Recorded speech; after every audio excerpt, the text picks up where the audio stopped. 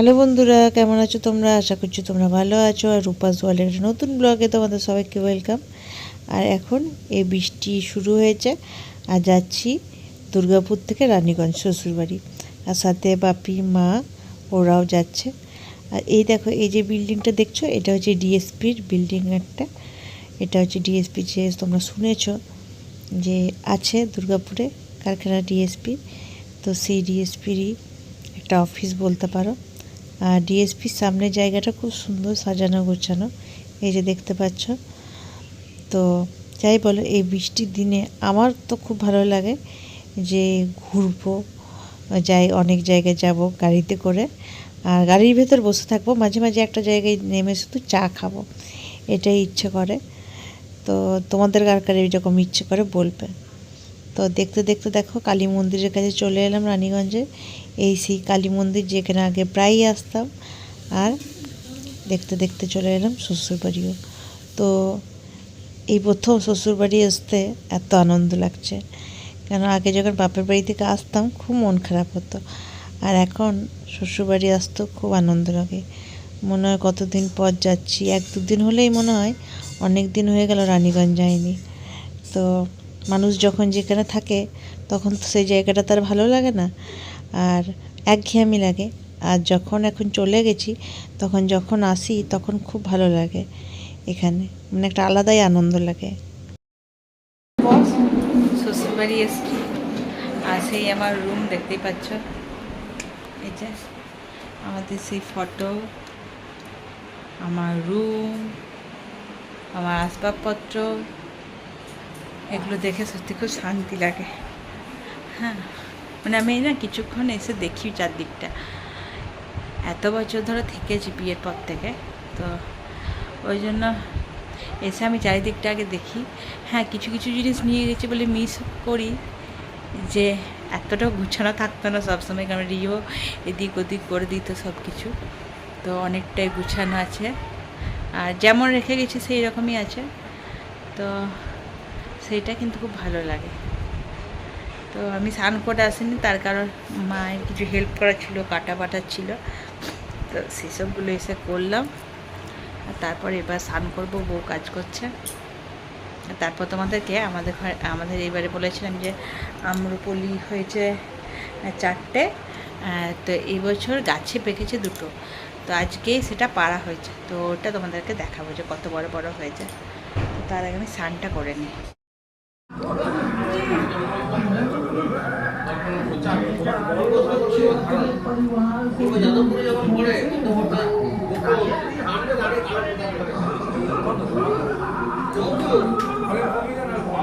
আর সবাই তো গল্পতে ব্যস্ত, তোমাদেরকে দেখাই যে আম্রপলি আমটা দেখো কত বড় হয়েছে। এটা সব থেকে শেষে পাকে, গাছেই পেকেছে, মানে আমার যে হাতটা তার থেকেও বড়। আর আরেকটা হয়েছে, এই দেখো প্রায় আমার হাতের সমান সমান। তো 4টে আম্রপলি ধরেছে, আগেই বলেছিলাম তোমাদেরকে। তো 4টের মধ্যে 2টো পেকেছে, আজকে পাড়া হলো রিও এসছে বলে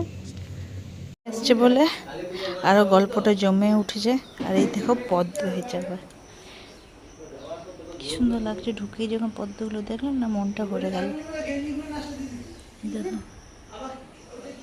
গাছপালাগুলো খুব সুন্দর লাগছে। আমও মোটামুটি শেষের মুখে। তো ওয়েদারটা মেঘলা মেঘলা, আর সব গল্প চলছে, খুব ভালো লাগছে। সময়টা বেশ ভালোই পেরিয়ে যাচ্ছে দেখতে দেখতে। দুপুরে হয়ে গেল প্রায় 1:45। আর এই যে গল্প চলছে সবাই মিলে, আর ছেলের দুষ্টুমি। আর শ্বশুরবাড়িতে এসে আবার জন্মদিনের সে সারপ্রাইজ পেলাম। দেখো মা কত রকমের রান্না করেছে, ভাজা, সেদ্ধ, পোস্ত, মাংস, মাছ, মিষ্টি, আইসক্রিম, তারপরে পায়েস যেটা মেন। তো অনেক কিছু রান্না করেছিল, পুরো মানে আনন্দতে আমি আত্মহারা হয়ে গেছিলাম। এইভাবে স্পেশালভাবে খাওয়ানো বৌমাকে আগেই, সেটা কিন্তু অনেক ঘরেই হয় না। তো আমি লাকি যে আমার সঙ্গে এটা হয়। আর এই দেখো মা তারপর বললাম আমি একটু পায়েস খাইয়ে দিই। আমি পায়েস খেতে খুব একটা পছন্দ করি না, তারপরে চিকেন আছে, তাই পায়েস খেয়ে পেটটা ভরাতে চাইছি না। আর খান্দ্রার মাও খাই দিল একটু পায়েস। তো চলো আমি এবারে খাওয়া শুরু করি। খেয়ে দিয়ে মানে যার সারপ্রাইজ পেলাম, জানতাম যে মা প্রতি বছরই আমার জন্মদিন করে, বিশেষ করে রাতের দিকেই করে রান্না বান্না, আর এবছর তো পেরিয়েই গেছে আমার জন্মদিন। তো যাই হোক, তো প্রতি বছরই মা করে। ছেলে খুব বকবক করছে বলে বারবার কাটতে হচ্ছে। তো প্রতি বছরই মা পালন করে এখানকার মা। তো যেহেতু এবছর নেই, তো আজকে আমি ভাবিনি যে পালন করবে বা খাওয়া দাওয়া হবে এইটুকু। তো মা যে এত সুন্দরভাবে সব কিছু আয়োজন করেছে, মানে আমি সত্যি সারপ্রাইজ হয়ে গেছি যে আমার কাছে তুমি আগে এসে বসো খাও। তো সত্যি আমার খুব ভালো লাগলো, খুব ভালো লাগলো। সারপ্রাইজ পেলাম, কার ভালো না লাগে, বিশেষ করে জন্মদিনের সারপ্রাইজ জন্মদিনের পরেও পাচ্ছি, সেটা তো আরও ভালো লাগলো। আর এখন দেখো রেডি হয়ে গেছি, তার কারণ হচ্ছে এগেন আরেকটা বার্থডে পার্টি আছে। আমার বান্ধবী, আমাদের যে বান্ধবী আছে টিটির বান্ধবী সব, সেই বান্ধবী মেয়ের বার্থডে স্ন্যাক্স পার্টি আছে। তো ওই জন্য 5টায় যেতে বলেছিল, 5টায় বাজছে, তো বেরোবো। চলো যাই। রিও রেডি হয়ে গেছে, রিও খুব এক্সাইটেড যে পুরনো বন্ধুদের সঙ্গে দেখা হবে আবার। আর আমি তো সবসময় এক্সাইটেড থাকি যে কখন বান্ধবীদের সঙ্গে দেখা হবে, একটু গল্প করব। তো চলো।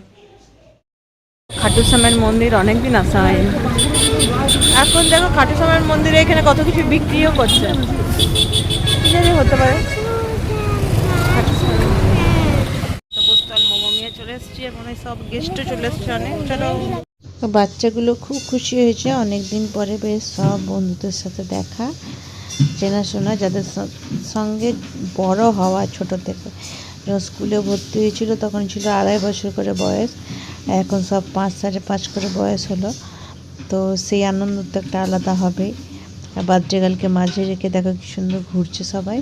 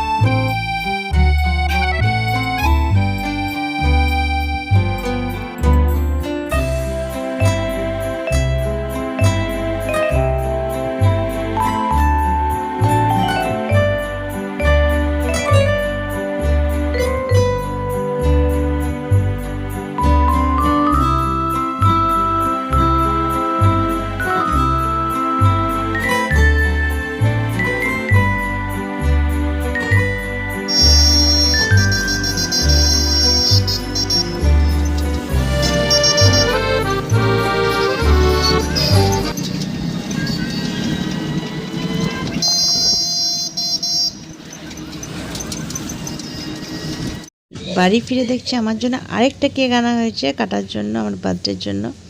তো আমি তো এবছর সারপ্রাইজের পর সারপ্রাইজ পাচ্ছি, আর খুব নিজেকে স্পেশাল ফিল মনে করছি।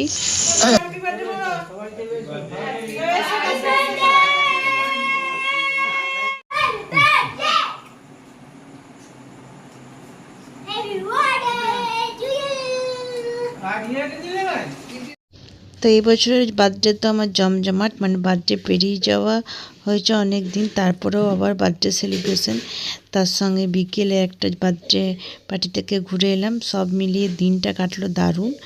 তো আশা করবো তোমাদের এই ব্লগটা ভালো লাগবে, আর ভালো লাগলে লাইক কমেন্ট সাবস্ক্রাইব করে পাশে থেকে পরের ব্লগে আবার দেখা হচ্ছে। ততক্ষণের জন্য টাটা।